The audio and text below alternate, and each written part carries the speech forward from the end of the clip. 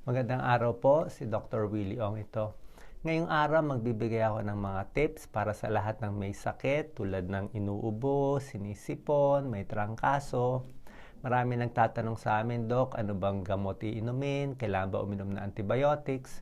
May tulong naman to, depende siyempre sa konsulta nyo sa doktor. Pero karamihan ng mga sipon, mga trangkaso ay viral infection. Kaya kung viral infection po ito, walang tulong ang mga antibiotics. Ito po yung mga 5 kailangan natin gawin para mabilis gumaling. Number 1 sa lahat ay pahinga. Kailangan nyo lang po talaga magpahinga, humiga-higa muna, mag-easy-easy, matulog ng mas mahaba.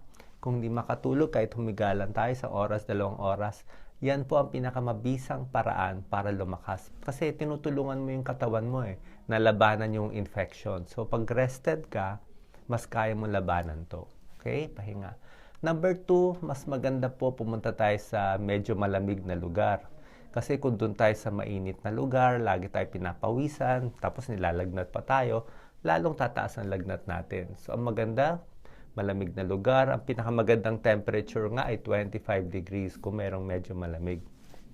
Number 3, kung pwede, huwag muna mag-exercise.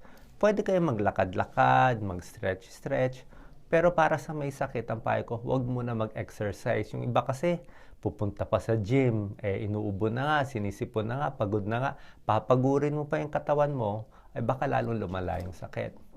Number 4, kakain kayo ng mas marami.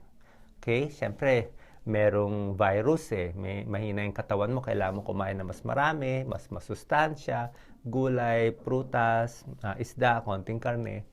Pwede mo rin dagdagan ng isang multivitamin araw-araw. So, 1 multivitamin a day, baka makatulong din to. And number 5, iinom po ng mas maraming tubig. Siguro mga 8 to 10 glasses ng tubig sa isang araw para lalo na pag nilalagnat tayo, kailangan natin yung tubig para pag-ihi natin, bababa yung temperature natin. Okay? So, para sa may sakit, ang solusyon, hindi agad-agad yung iinom ng gamot.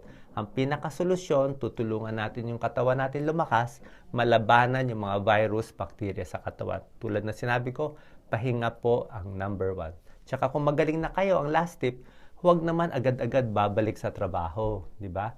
Siguro mga 1-2 araw, konting alalay lang para at least hindi kayo mabinat para tuloy-tuloy ang inyong paggaling. God bless po.